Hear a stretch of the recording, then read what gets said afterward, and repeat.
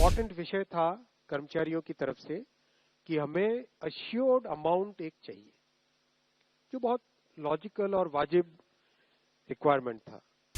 50% assured pension, ये इस UPS का सबसे पहला पिलर है। इस फुल पेंशन के लिए जो क्वालिफाइंग सर्विस रहेगी वो रहेगी 25 इयर्स।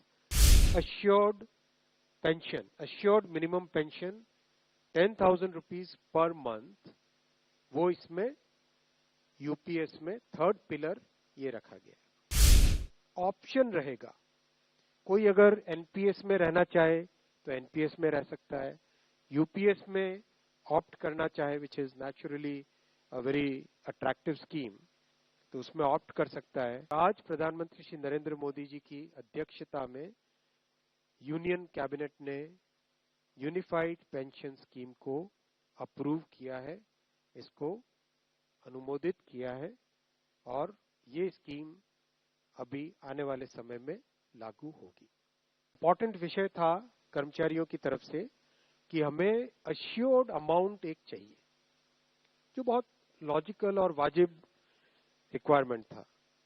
तो इस डिमांड पे एक मेथोडिकल वे में काम करके और एक्चुअरियल साइंसेस, जो लोग आगे का भविष्य का रिक्वायरमेंट वगैरह कंप्यूट करने का एक तरीका होता है जिसको एक्चुअरियल साइंस बोलते हैं, उनके साथ मिलके कई तरह के फाइनेंशियल मॉडल्स को प्रोजेक्ट करके और सबके साथ मिलके एक सिस्टमेटिक तरीके से 50% अश्योर्ड पेंशन, ये इस यूपीएस का सबसे पहला पिलर है। इसकी डिटेलिंग देखनी चाहिए हमें। जो ये अमाउंट मिलेगा वो रिटायरमेंट से पहले के 12 महीनों की एवरेज बेसिक पे का 50% होगा।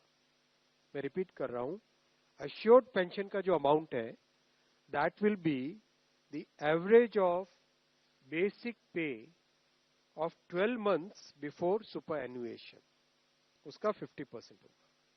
और इस फुल पेंशन के लिए जो क्वालिफाइंग सर्विस रहेगी वो रहेगी 25 इयर्स, यानी 25 वर्ष तक अगर किसी ने काम किया है, सेवा की है, तो उसको फुल पेंशन यानी जो ये अश्योर्ड पेंशन का अमाउंट है वो मिलेगा। 25 साल से अगर कम है लेकिन 10 साल से ज्यादा है तो उसमें प्रोपोर्शनेट पेंशन रहेगी, प्रो रेटा वो पेंशन का अमाउंट बनेगा। जो कभी किसी कर्मचारी की डेथ हो जाए तो फैमिली पेंशन एक बहुत बड़ा, स्पाउस के लिए ये बहुत बड़ी एम्प्लॉयज की एक रिक्वायरमेंट थी, डिमांड थी। तो सेकंड पिलर इस यूपीएस का है अश्योर्ड फैमिली पेंशन। किसी भी कर्मचारी के डिमाइज से पहले, इमीडिएटली पहले जो पेंशन थी, अमाउंट था, उसका 60% मिलेगा एम्प्लॉय के, डिसीज्ड एम्प्लॉय के स्पाउस को। ये सेकंड पिलर है।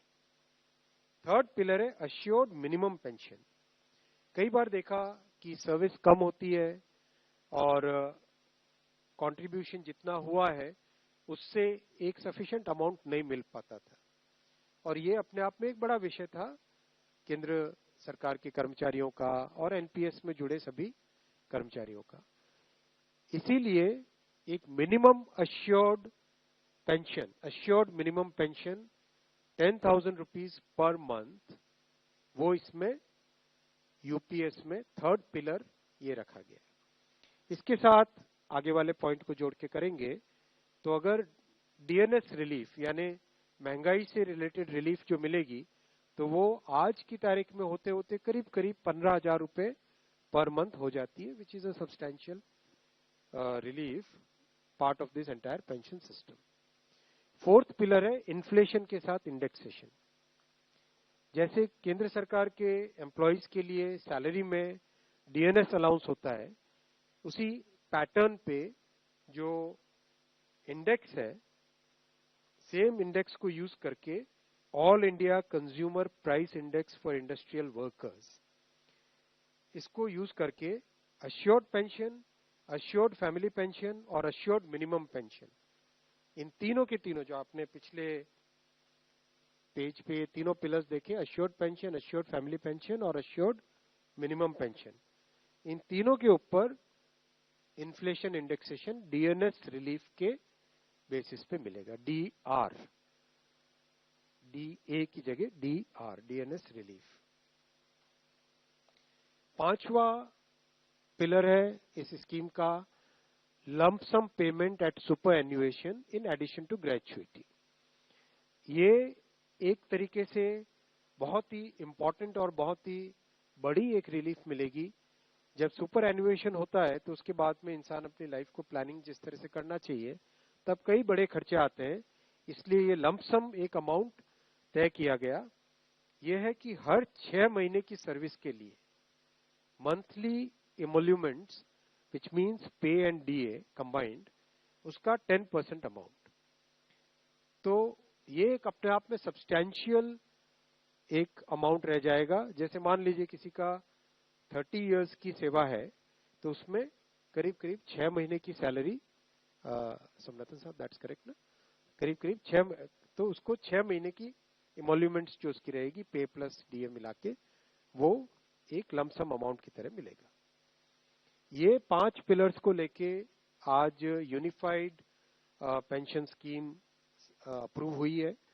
ये स्कीम केंद्र सरकार के करीब 23 लाख कर्मचारी, करीब 23 लाख एम्प्लॉइज हैं, उनको इसका बेनिफिट मिलेगा।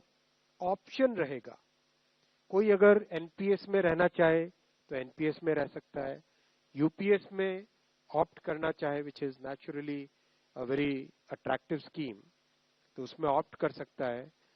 प्लस राज्य सरकारें अगर इसी फ्रेमवर्क को, इसी आर्किटेक्चर को यूज करना चाहे तो राज्य सरकारें भी इस आर्किटेक्चर को यूज कर सकती है।